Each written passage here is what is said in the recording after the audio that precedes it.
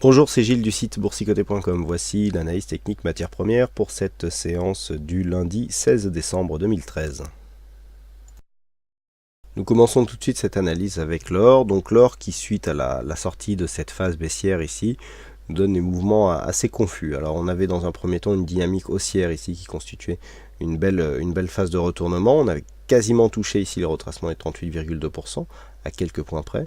Et puis les cours ici sont revenus donc sur cette zone de support pour casser cette zone de support, et donc ce qui nous donne quelque part une alternance de cassures haussières et baissières. Donc voilà, il n'y a plus trop de tendance actuellement sur l'or. On pensait ici avoir une dynamique assez intéressante pour rejoindre des zones de résistance oblique baissière ici, moyen long terme. Il semblerait que la dynamique soit trop faible encore pour vraiment constituer une attaque sérieuse ici de cette zone qui, on le sait, est une zone majeure du point de vue de la tendance moyen long terme. Donc là pour l'instant on s'inscrit dans un mouvement bon, certes légèrement haussier, mais je dirais quasi horizontal. On a eu un contact ici des 1265 $ l'once qui constitue à une précédente zone de point bas.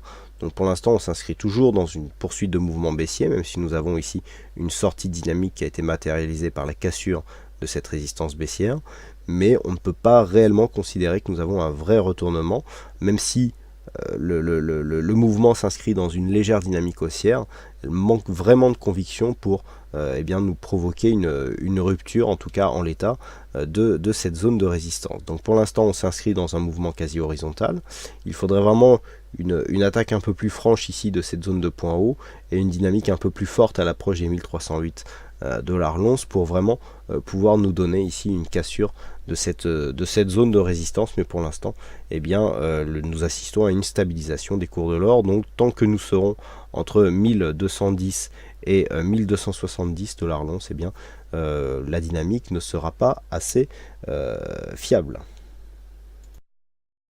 Sur le WTI, nous avons une dynamique de consolidation ici qui est en train de changer.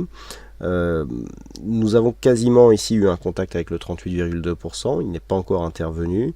Là pour l'instant les cours sont en train de casser la dynamique, donc il s'inscrit suite à une forte dynamique haussière avec une phase de consolidation.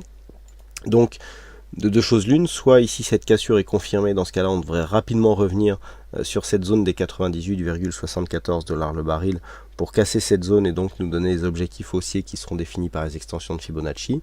Soit il s'agit ici juste d'une rupture de phase de consolidation, auquel cas on pourrait s'inscrire dans un premier temps dans un mouvement de range qui ferait suite un petit peu à cette phase que nous avons eu là, puisqu'il n'y a pas réellement eu de suite, suite à la dynamique qui a été impulsée ici sur ce mouvement en début de mois. Donc à surveiller ici une éventuelle cassure du niveau des 98,75. Si cette cassure intervenait, eh bien ça serait le signal d'une continuité haussière.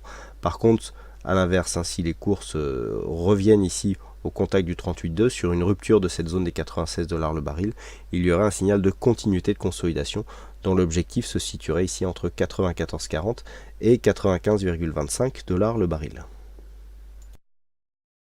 Et enfin sur le Brent, suite à la sortie haussière ici qui avait été matérialisée par la rupture de ce support, donc le Brent se situait dans une phase de consolidation puisque nous avions ici un mouvement bien bridé ici par la moyenne mobile 20 exponentielle. Et donc sur l'ouverture hebdomadaire, eh bien, on marque un léger gap intraday qui nous permet un franchissement ici de cette zone des 108,50 pour venir ici marquer un nouveau mouvement haussier, un contact avec la bande de Bollinger supérieure. Donc là il s'agit d'une possible retournement, on casse ici une zone de point haut intermédiaire, idem pour cette zone de point haut. Donc désormais il faudra attendre un retour ici sur les 112,50 $ le baril pour venir eh bien, confirmer la continuité du mouvement haussier. Donc pour l'instant il s'agit d'un début de mouvement, donc il faut vraiment attendre de voir si cette dynamique ici sera confirmée. On casse des points hauts intermédiaires certes, mais ce n'est pas encore suffisant. Tant qu'on ne casse pas, donc tant qu'on ne revient pas en tout cas sur cette zone de point bas à 107,60, eh bien on privilégiera un retour ici sur la zone de point haut en vue d'une cassure et de la continuité du mouvement haussier qui constitue donc la tendance court moyen terme. Mais en cas de rupture ici de cette zone des 107,60, eh bien il y aurait invalidation de cette continuité et poursuite du mouvement de consolidation. Voilà ce que nous pouvons dire sur l'analyse technique de ces principales matières premières. Il ne me reste plus qu'à vous souhaiter à toutes et à tous une bonne soirée, bonne chance dans vos prochains trades et on se retrouve donc dès demain pour d'autres analyses techniques en vidéo. Bonsoir à tous.